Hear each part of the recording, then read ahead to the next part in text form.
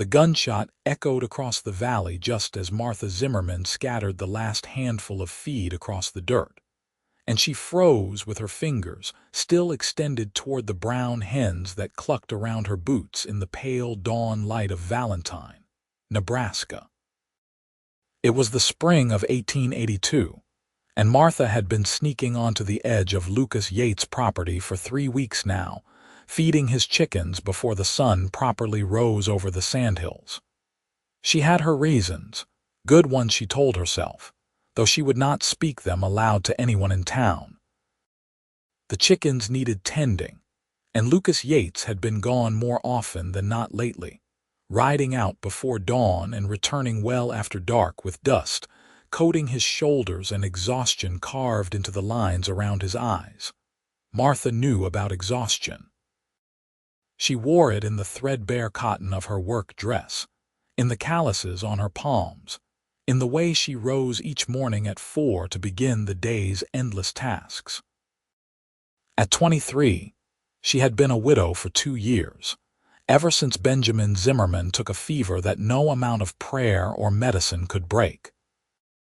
The small house she kept on the eastern edge of Valentine was hers, paid for with Benjamin's life insurance and her own wages from taking in washing and mending, but it was a lonely sort of ownership. The gunshot came again, closer this time, and Martha gathered her skirts and hurried toward the fence line. She should go home, she knew that. A woman alone had no business investigating gunfire on a man's property, especially not when that man was Lucas Yates, who kept to himself and spoke perhaps 10 words a week to anyone in town. But her feet carried her forward anyway, through the gap in the fence where the wood had rotted and no one had bothered to repair it. She found him near the barn, rifle still raised toward the hills, his dark hair falling across his forehead beneath his hat. He was tall, broad-shouldered in the way of men who worked with their hands from dawn to dusk, and even from a distance, Martha could see the tension in his stance. "Coyotes," he said without turning around, and Martha startled because she had not realized he knew she was there. "Third one this week trying to get at the chickens. Did you hit it?" Her voice came out steadier than she expected, scared it off. Lucas lowered the rifle and finally turned to face her, and Martha saw that he looked even more tired than usual. His eyes were gray, the color of storm clouds, and they studied her with an intensity that made her want to look away. She did not look away. "You have been feeding them." It was not a question, but Martha nodded anyway. "They needed tending." "I know." He was quiet for a moment, the rifle loose in his hands, and then he said, "Thank you."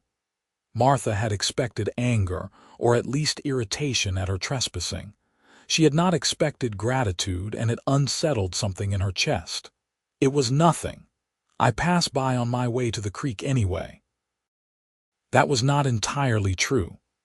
The creek was a good quarter-mile in the other direction, but Lucas did not call her on the lie. Instead, he tilted his head slightly, studying her in the growing light, and said, "Stay for breakfast this time."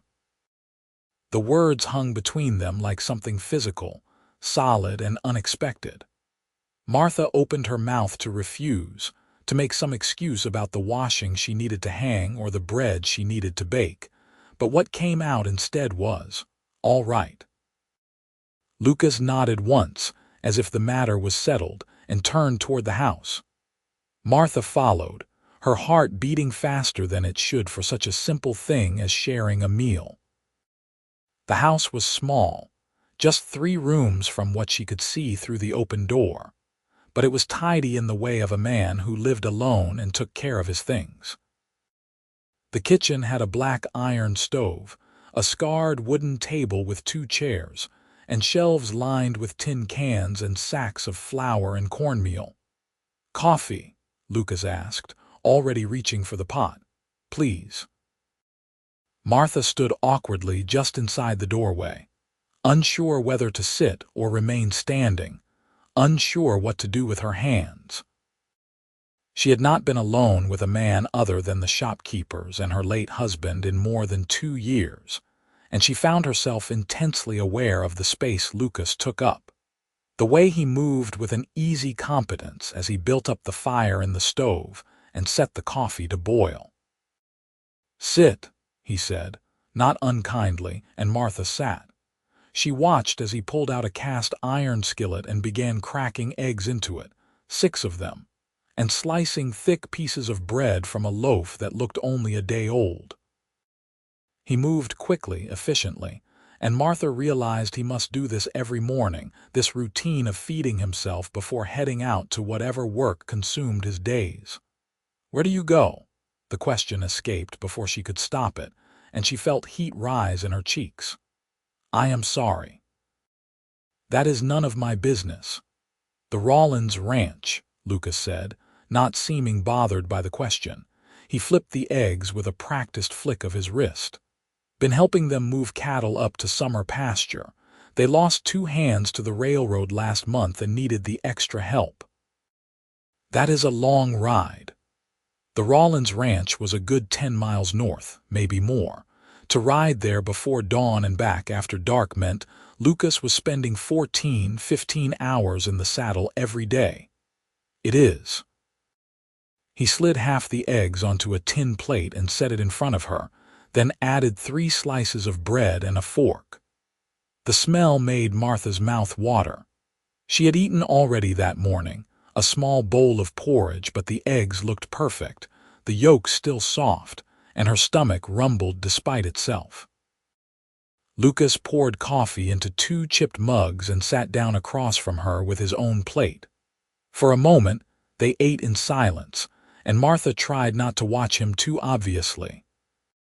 His hands were scarred across the knuckles, she noticed, and there was a healing cut along his jawline, probably from a too-close shave. He ate like a man who was genuinely hungry, not rushed but thorough, and when he looked up and caught her watching, she quickly looked down at her plate. "You are a widow," Lucas said, and it was not a question. 2 years now. Martha took a sip of coffee to give herself something to do. It was strong, almost bitter, but good. "Benjamin took sick in the winter of 1880. He was gone within a week." "I am sorry. Thank you." She had heard those words so many times they barely registered anymore, but something in Lucas's tone made her think he actually meant them. "And you? Have you always been alone?" "Not always." Lucas was quiet for a moment, his gaze distant. "I was married once." Sarah died in childbirth, her and the baby both. That was 5 years ago, up in Wyoming territory. Martha's heart clenched. She had known loss, but not that kind of double grief. "I am very sorry."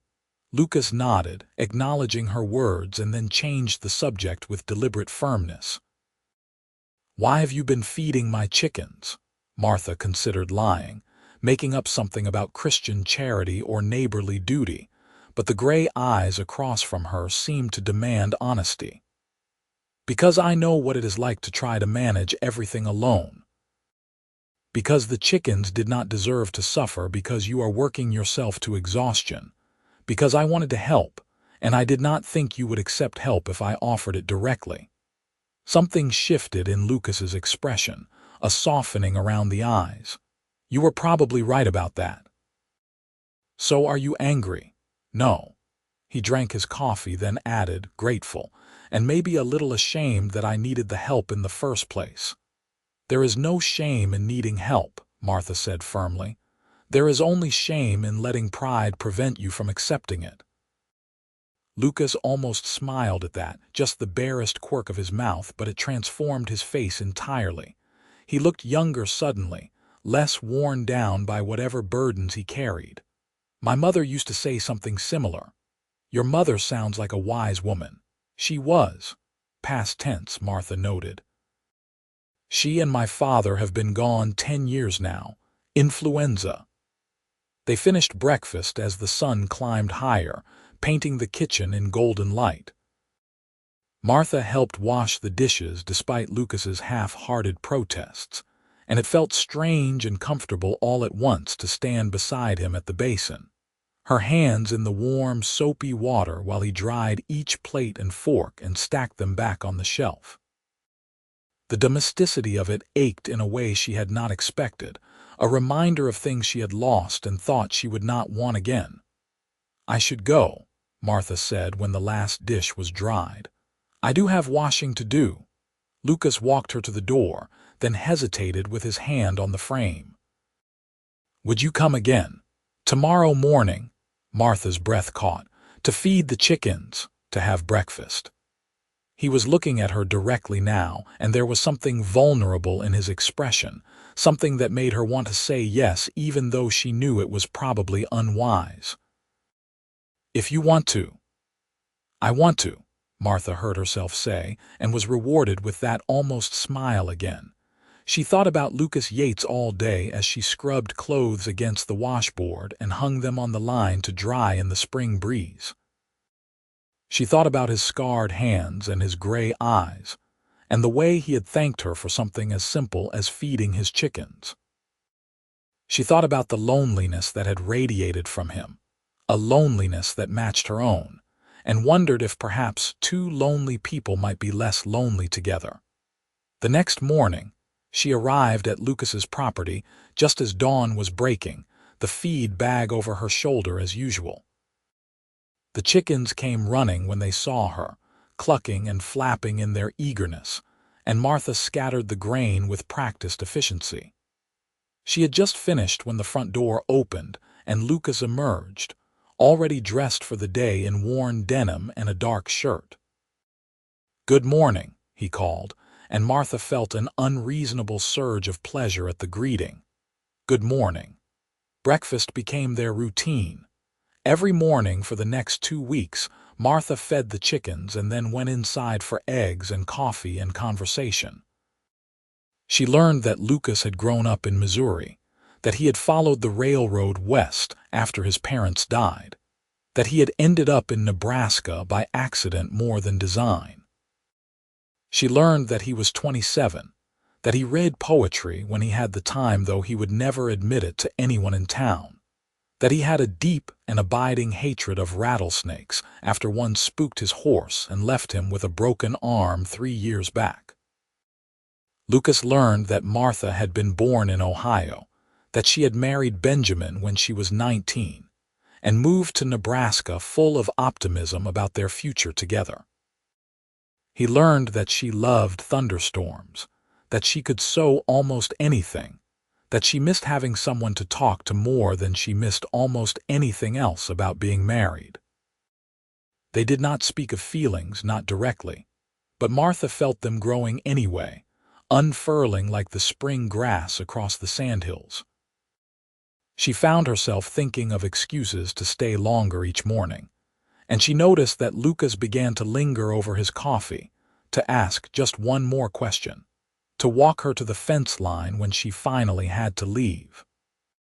His hand would brush hers sometimes, accidental contact that sent sparks up her arm, and she would catch him watching her with an expression she could not quite read. It was the beginning of the 3rd week, when everything changed.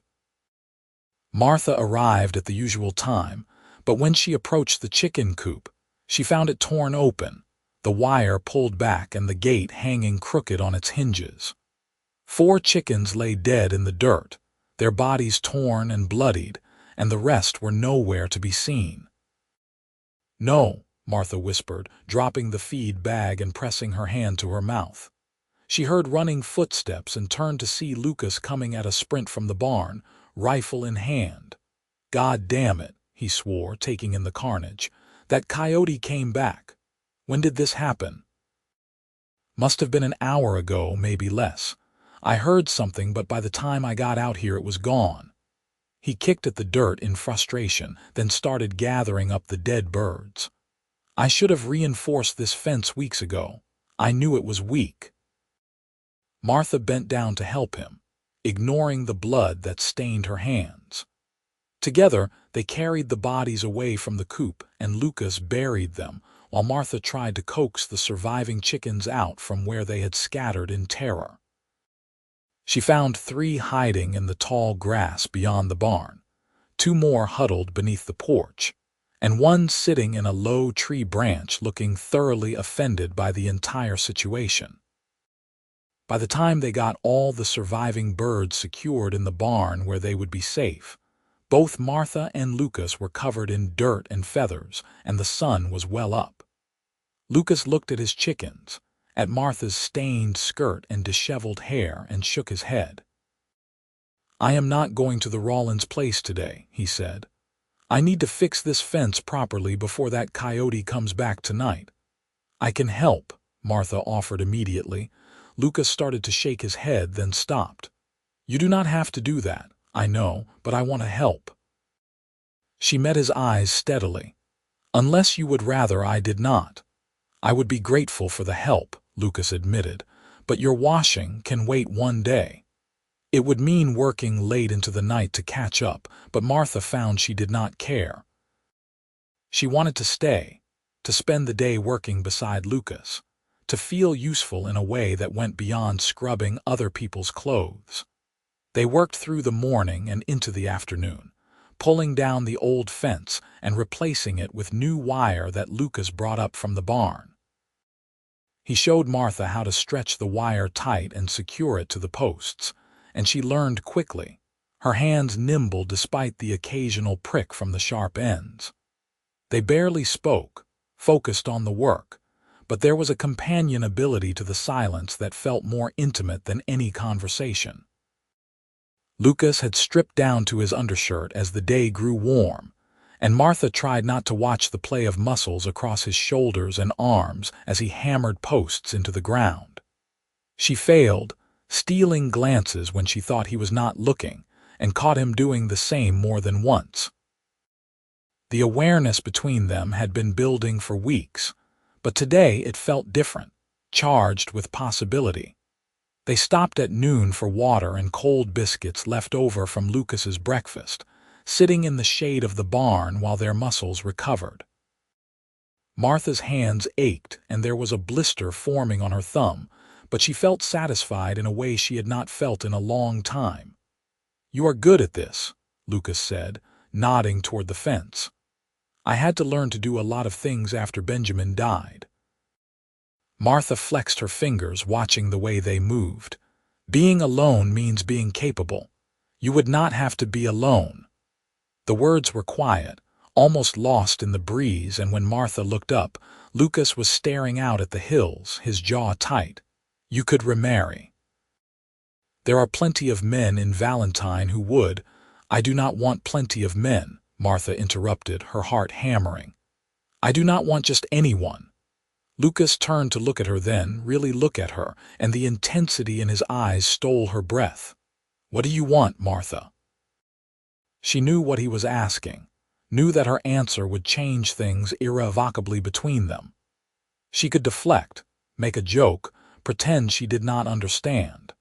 But she was so tired of pretending, of being careful, of letting fear keep her from reaching for what she wanted. "I want someone who sees me," she said slowly, "who values what I can offer beyond keeping house and bearing children. I want someone who understands loneliness and loss, who knows what it costs to keep going when everything feels too hard.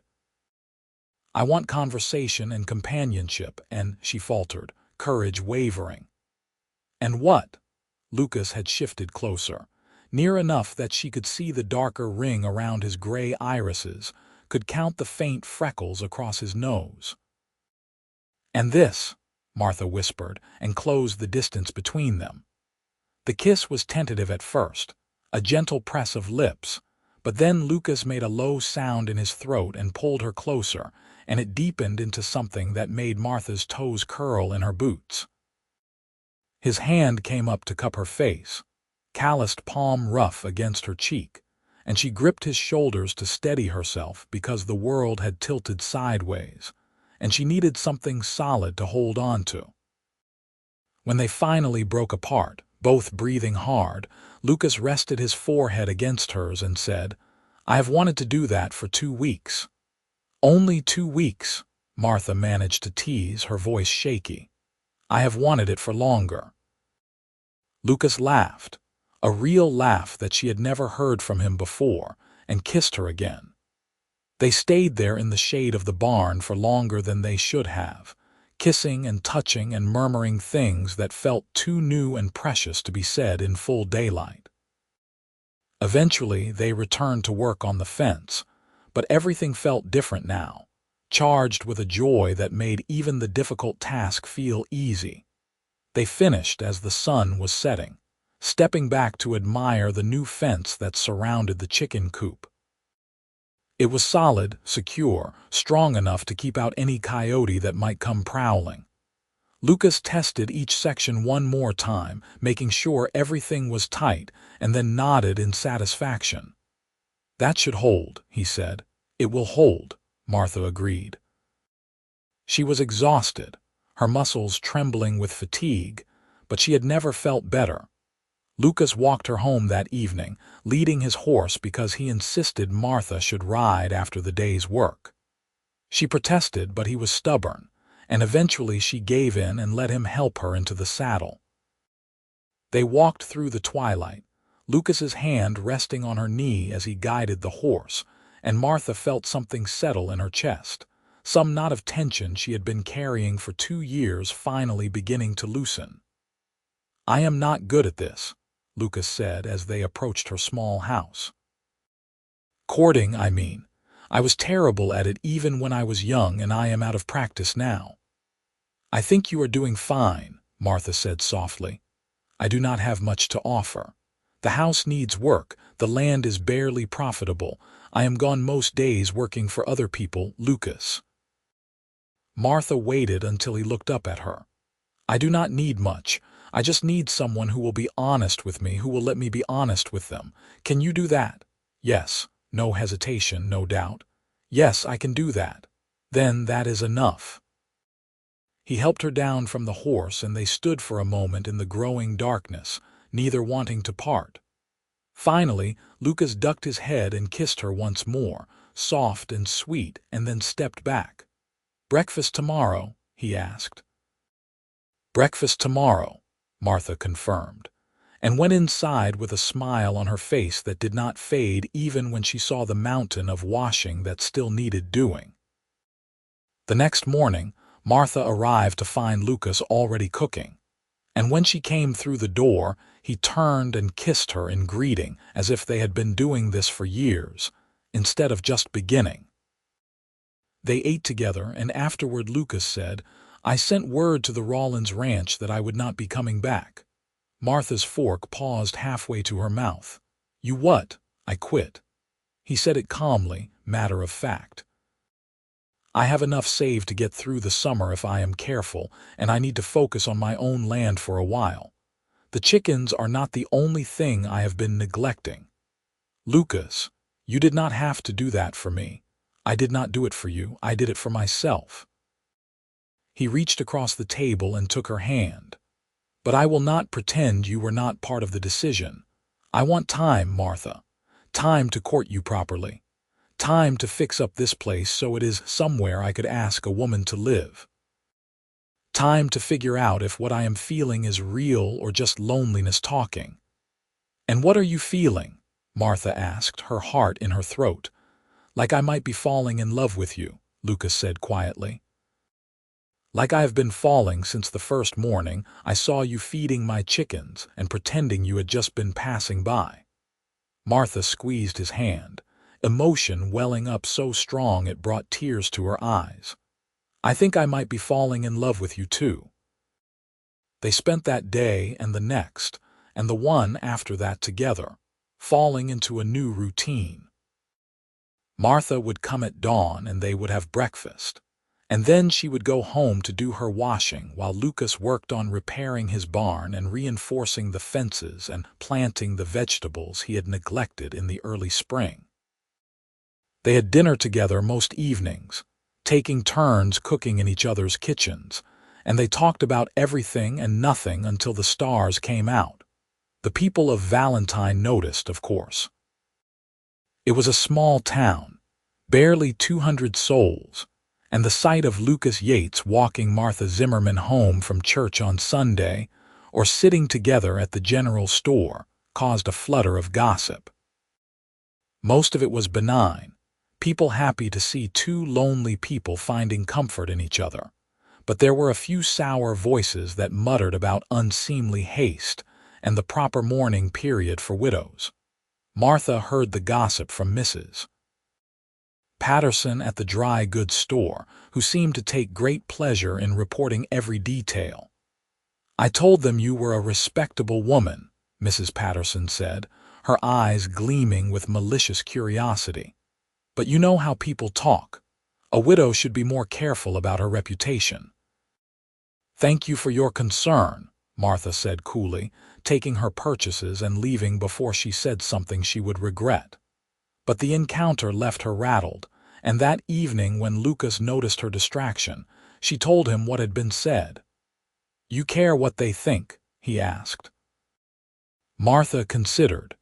6 months ago, she would have said yes.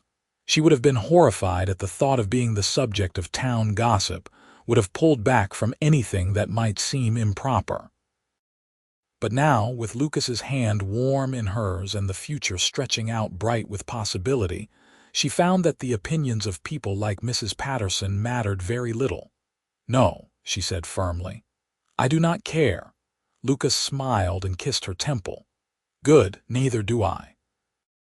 2 months passed in a blur of work and courtship and deepening love.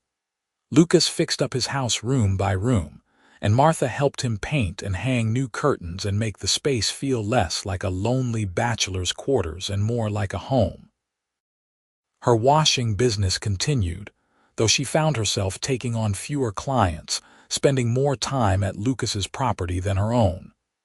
They had not spoken explicitly about marriage, but it hung in the air between them, an understood inevitability.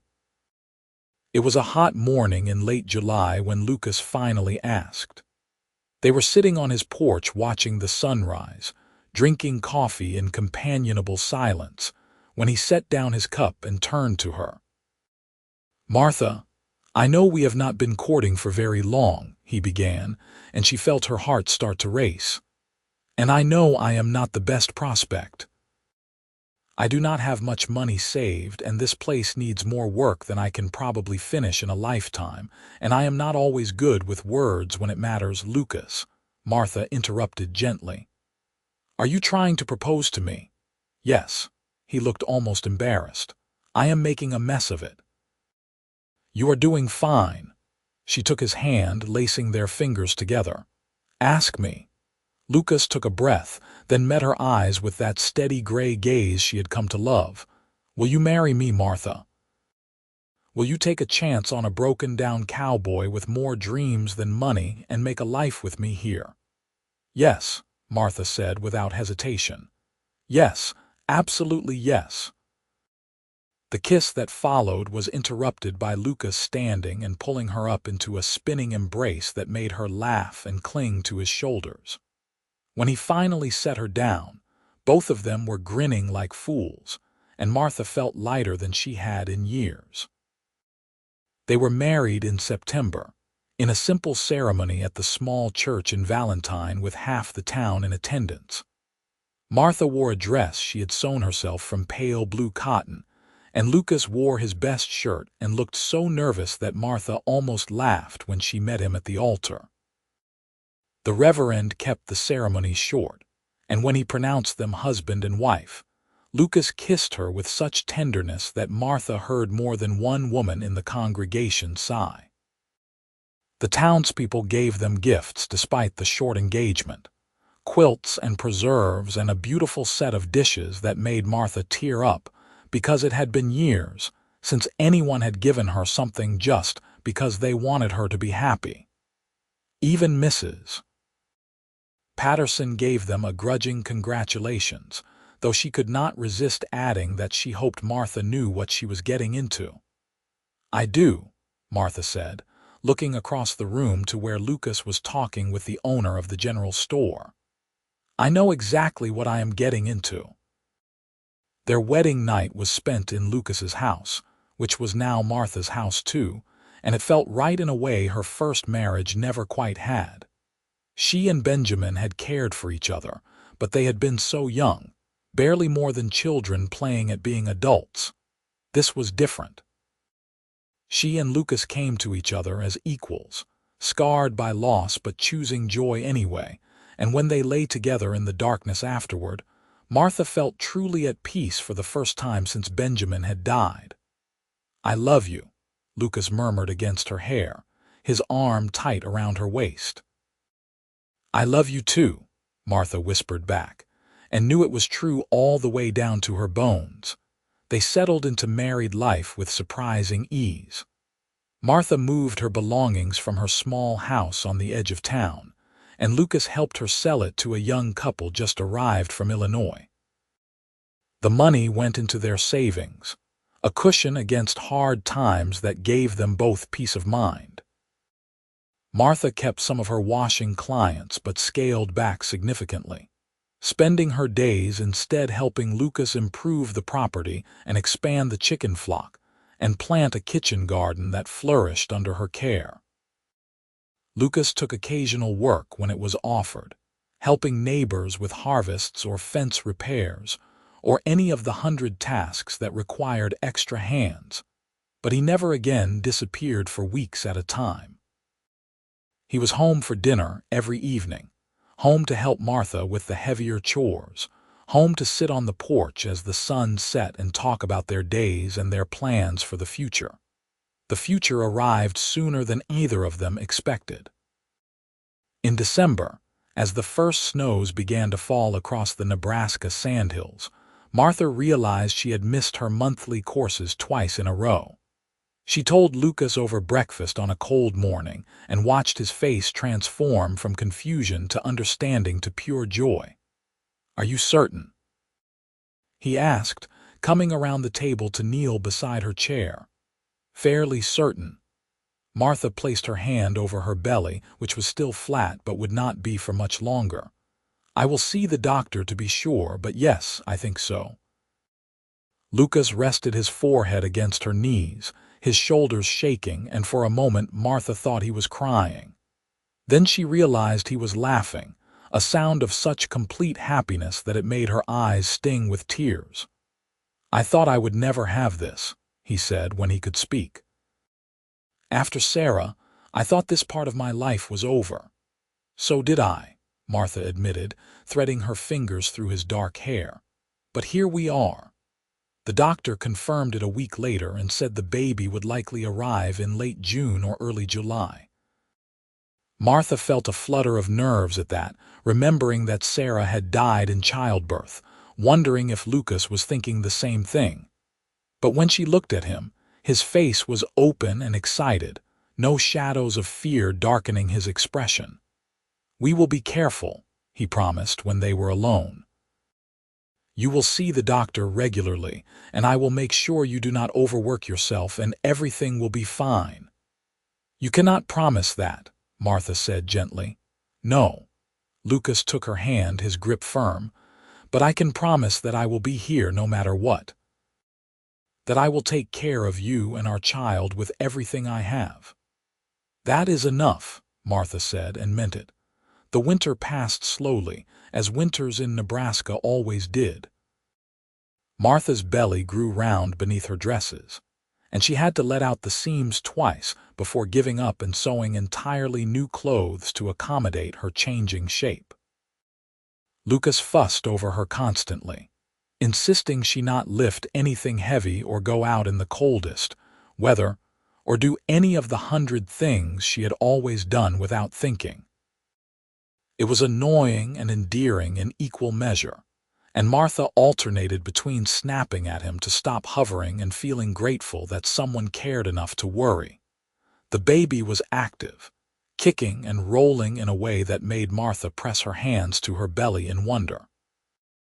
Lucas would lay his palm beside hers and wait for the movements, his face lighting up every time he felt a little foot or hand push against the skin.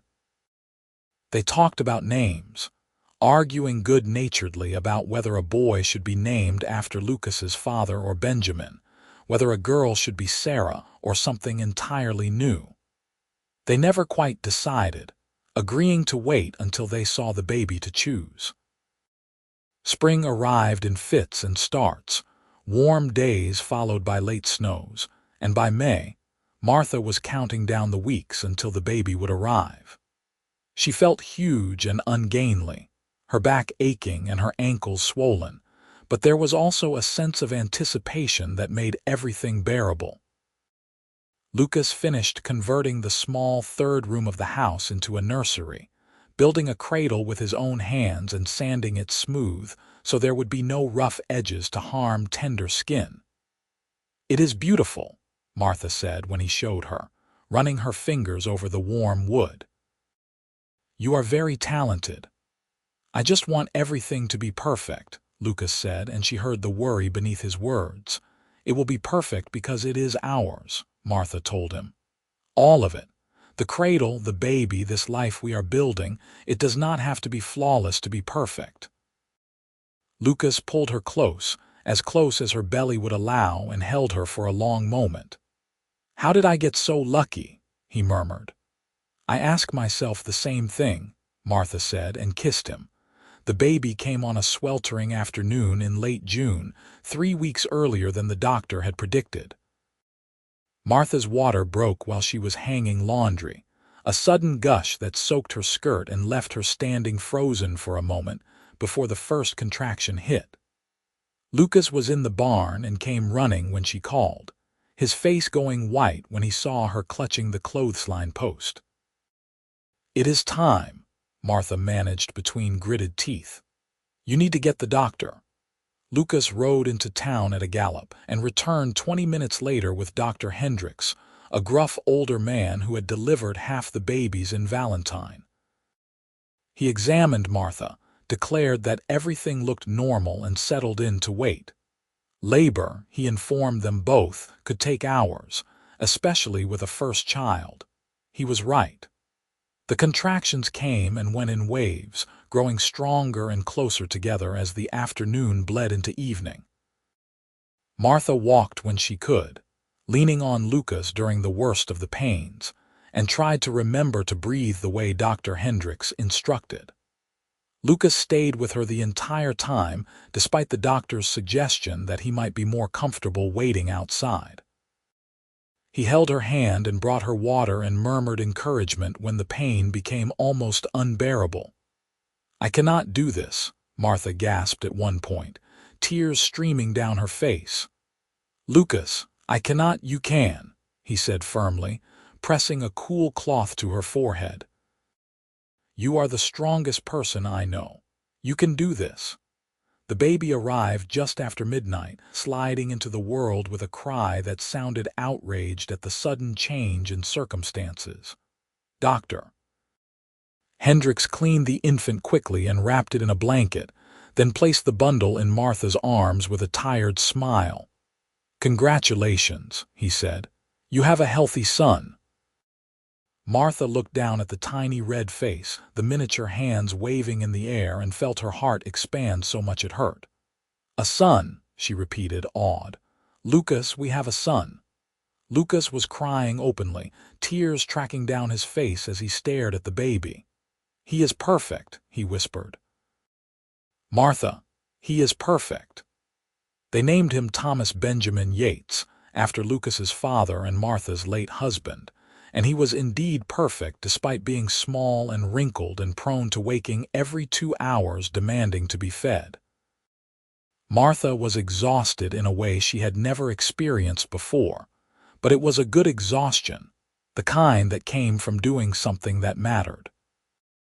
Lucas was utterly besotted, holding Thomas at every opportunity and talking to him in a soft voice about all the things they would do together when he was older. "You are going to spoil him," Martha said one evening, watching Lucas pace the floor with Thomas cradled against his chest.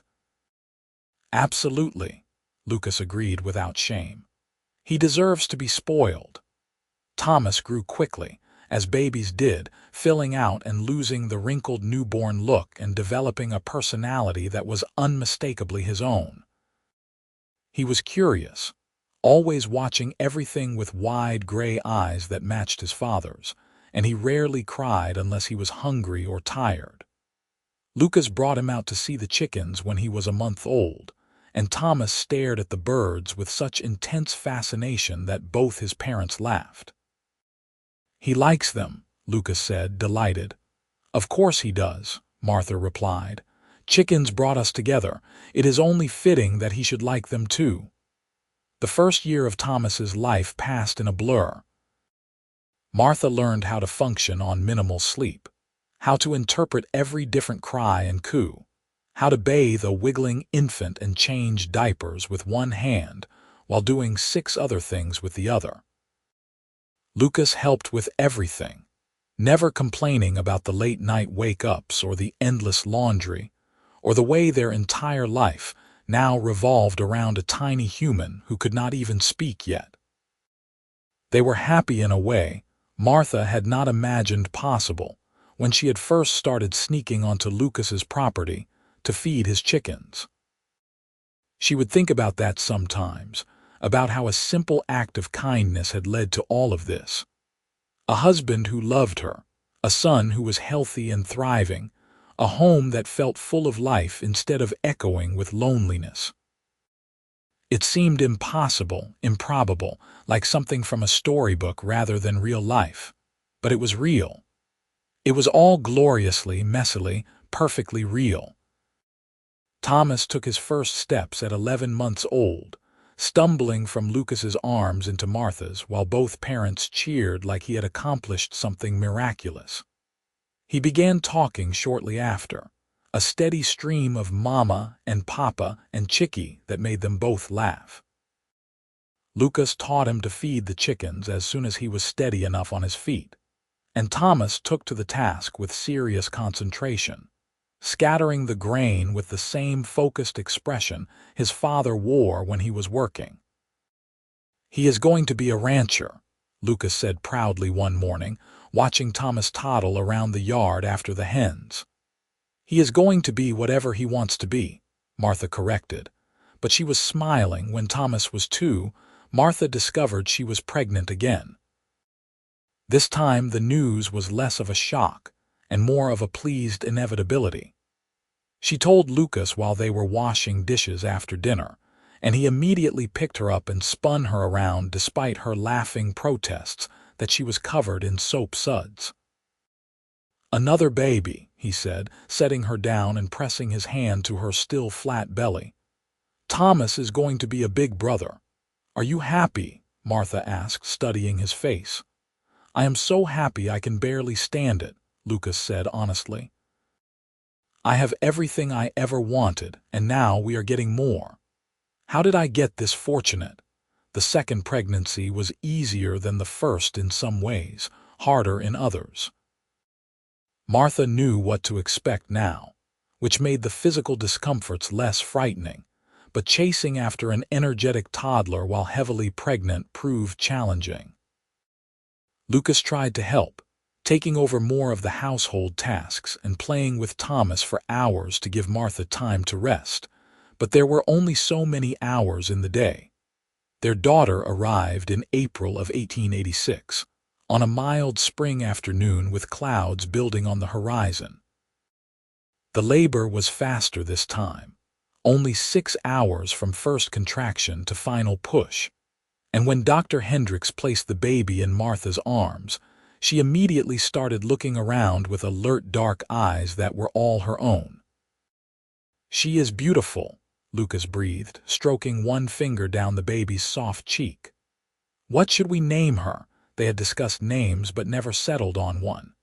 Now, looking at her daughter's perfect face, Martha thought of Lucas's mother, who he spoke of with such love and loss.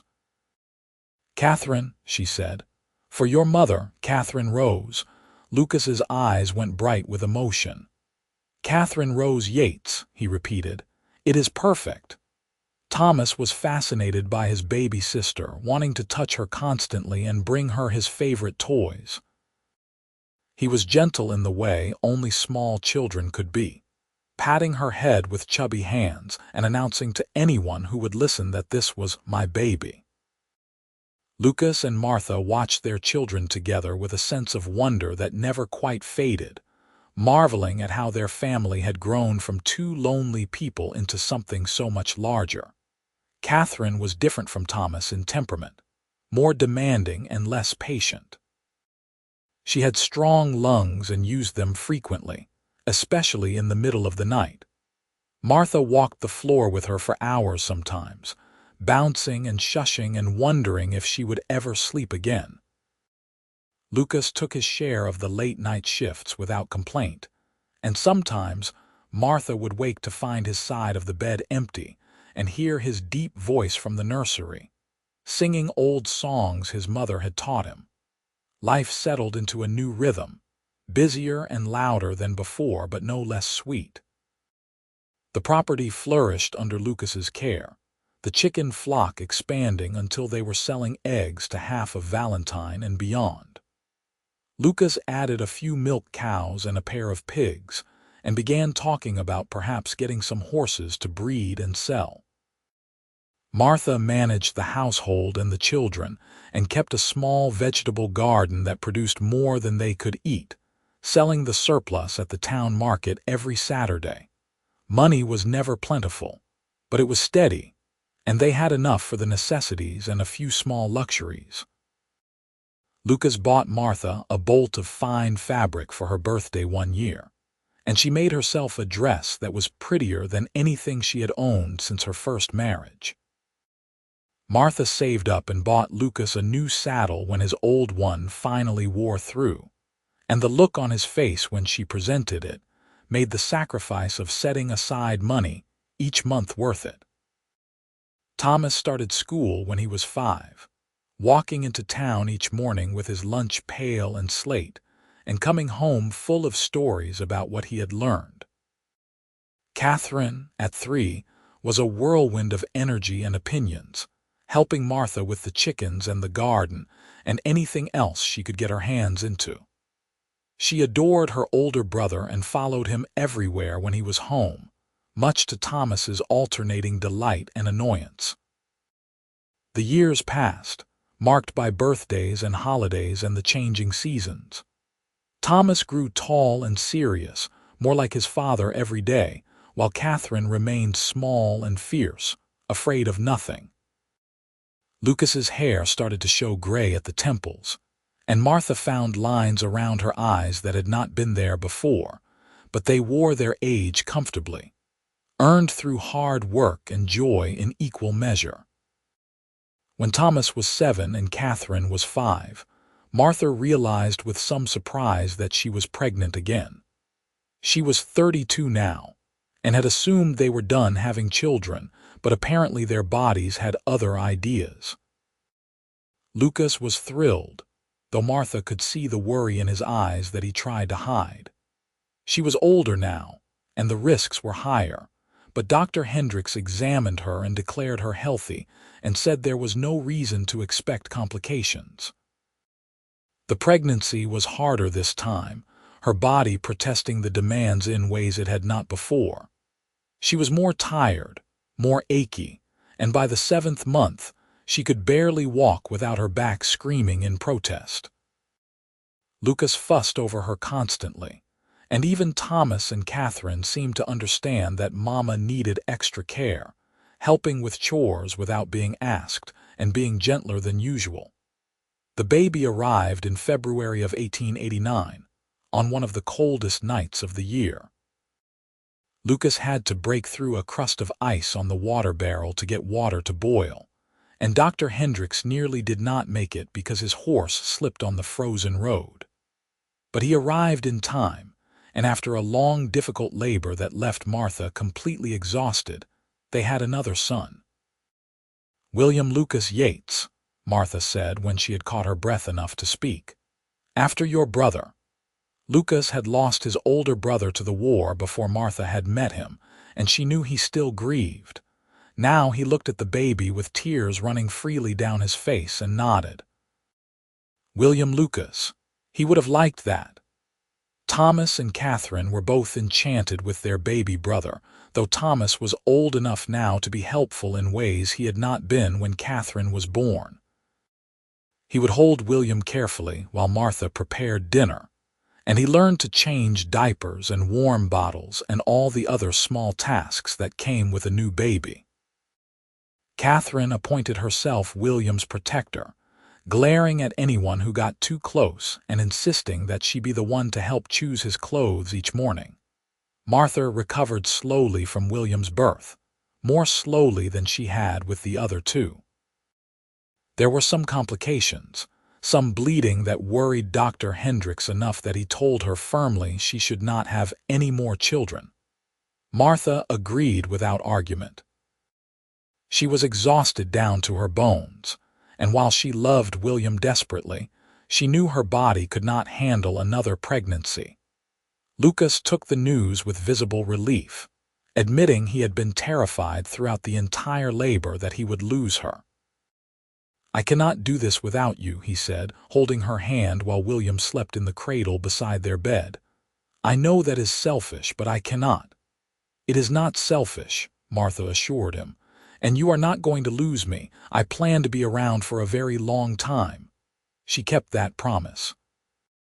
William grew from infant to toddler to little boy, keeping pace with his siblings, and developing a sweet, gentle nature that balanced Catherine's fiercer temperament perfectly. The five of them were a unit, a family in every sense of the word, and Martha and Lucas watched their children grow with a satisfaction that never grew old. Thomas was 14 when he announced he wanted to be a veterinarian, not a rancher like everyone assumed. Lucas had a moment of surprise, before nodding and saying that was a fine ambition. They began saving money for Thomas to eventually go to the veterinary college in Ames, Iowa, scrimping and setting aside whatever they could spare. Thomas worked hard at his studies, determined to make his parents proud, and Martha knew he would succeed at whatever he set his mind to. Catherine, at 12, declared she was going to run the ranch when she grew up, and no one doubted her. She had a way with the animals that was almost uncanny, able to calm a spooked horse or a broody hen with equal ease. Lucas began teaching her everything he knew, and Martha watched her daughter absorb the lessons with fierce concentration. William, at 9, was still figuring out who he wanted to be, but he loved reading and drawing and seemed content to take his time deciding on his future. He was the artist of the family, filling pages with sketches of the ranch and the animals and his siblings, and Martha kept every drawing in a box beneath her bed. Lucas turned 45 in the summer of 1894, and Martha threw him a party despite his protests that he was too old for such things. Half of Valentine showed up, bringing food and drink and well wishes, and Lucas admitted later that it had been one of the best days of his life. They danced in the yard while someone played a fiddle, and Martha felt 17 again instead of 37, spinning in her husband's arms while their children laughed and the stars came out overhead. "Thank you," Lucas said when everyone had finally gone home and they were lying in bed, too tired to even undress properly. "For what?" Martha asked, her head on his shoulder. "For feeding my chickens," he said, and she could hear the smile in his voice. "For staying for breakfast. For building this life with me. For everything." "Thank you for asking me to stay," Martha replied, tilting her head up to kiss him. "Best decision I ever made." The years continued to pass, bringing changes and challenges and joys in equal measure. Thomas left for Iowa when he was 18, the first of their children to leave home, and Martha cried for a week, even though she was proud of him. He wrote letters regularly, telling them about his classes and his studies and the girl he had met at a church social who he thought was very pretty. 2 years later, he came home for a visit with that girl, now his fiancée, and they were married in the same church where Martha and Lucas had wed. Catherine took over more and more of the ranch operations as Lucas's joints began to ache with age and hard use. She was 20 by then, strong and capable, and showing no signs of wanting to marry and leave, which secretly pleased both her parents.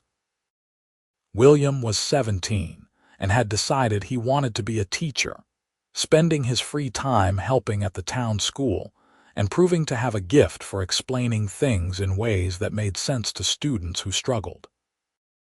Martha turned 45 in 1896 and realized with some surprise that she had now been married to Lucas for longer than she had been a widow, and far longer than she had been married to Benjamin.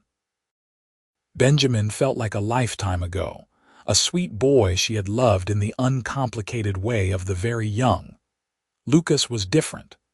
Lucas was the man she had built a life with, the father of her children, her partner in every sense. She could not imagine her existence without him, and hoped she would never have to.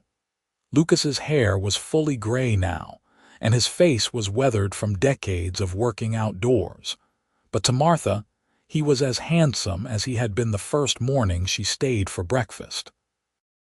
He still kissed her every day before leaving for his chores, still held her hand while they sat on the porch in the evenings, still looked at her sometimes with an expression of wonder that she had chosen him.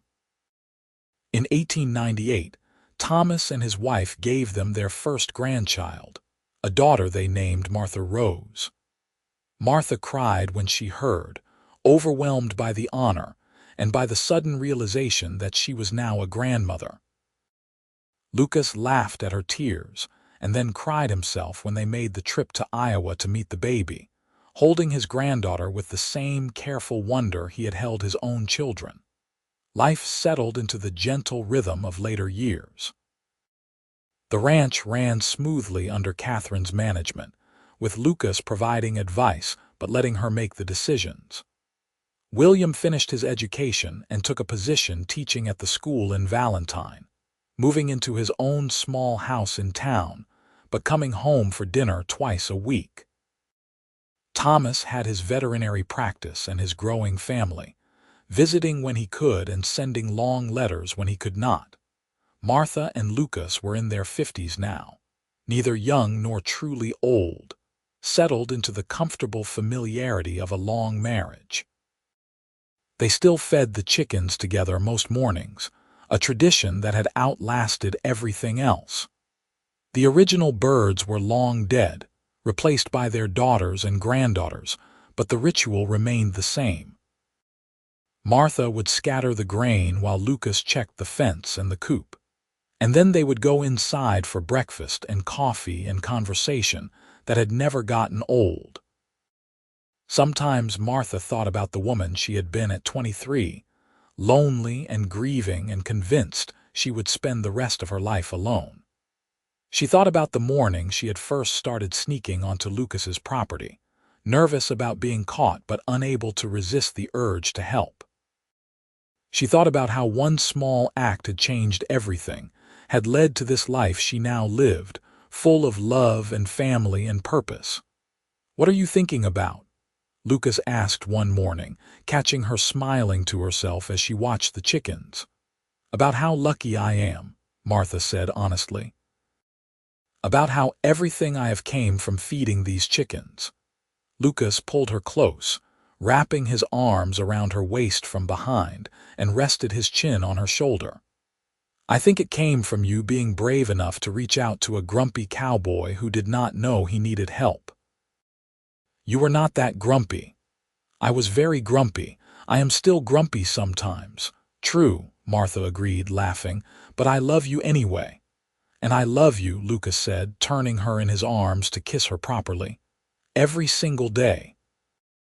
They stood there in the morning sun, surrounded by chickens and the life they had built together. And Martha knew with absolute certainty that she would not change a single thing. Every hardship, every loss, every moment of doubt had led her here, to this man and this family and this deep abiding happiness that filled every corner of her world. The years after brought more grandchildren, 5 in total, and the joy of watching Thomas and his wife raise their family while Catherine surprised everyone by falling in love with the new doctor who came to Valentine, and marrying him in a quiet ceremony in their living room. William married one of his fellow teachers, a smart woman with a kind smile who fit into their family as if she had always been there. Lucas and Martha grew older together, their hair silver, their movements slower, but their love as strong as it had ever been. They handed over more and more of the ranch operations to Catherine and her husband, content to spend their days in quieter pursuits. Lucas took up woodcarving, making toys for the grandchildren and beautiful bowls that Martha used in her kitchen. Martha sewed quilts, each one given to a child or grandchild with love stitched into every seam. They still fed the chickens together every morning, though Lucas needed his cane now to walk across the uneven ground, and Martha's hands were twisted with arthritis that made scattering grain more difficult than it used to be. But they persisted, because this was their tradition, the thing that had brought them together and kept them connected through all the years. On a morning in 1908, as they scattered grain for birds that were great-great-granddaughters of the original flock, Lucas turned to Martha and said, "I want you to know that every day with you has been a gift, every single one." "Why are you getting sentimental?" Martha asked, but she was smiling even as her eyes filled with tears. "Because we are old enough now that we should say these things while we can," Lucas replied. "Because I want to make sure you know how grateful I am. You saved me, Martha. I was half dead when you started feeding these chickens, just going through the motions of living.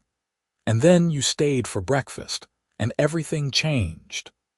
Martha set down the feed bag and took both of his hands in hers, looking up into the gray eyes she had loved for more than a quarter century. "You saved me too. I was so lonely, so sure I would spend the rest of my life going through the motions. And then you invited me to stay, and I found everything I did not know I was looking for."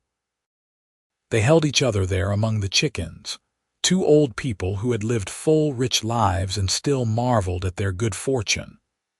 The sun rose higher, painting the Nebraska sandhills in gold, and Martha thought that this, right here, was what happiness looked like.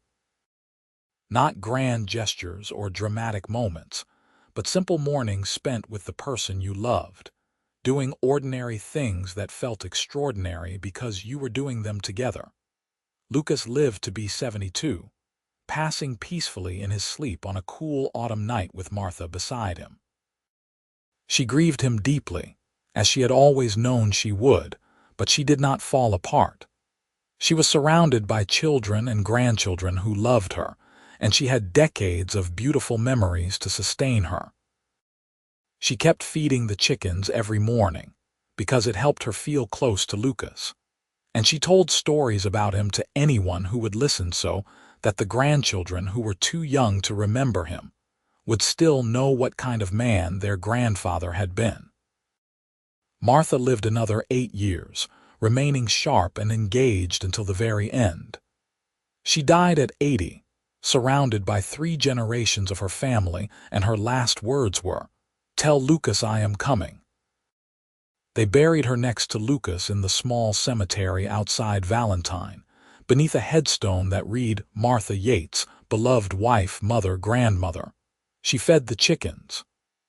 It was Catherine's idea, and everyone agreed it was perfect, because it captured the moment that had changed everything. The ranch stayed in the family for generations, passed down from Catherine to her children and then to their children, and every generation maintained the tradition of feeding the chickens at dawn.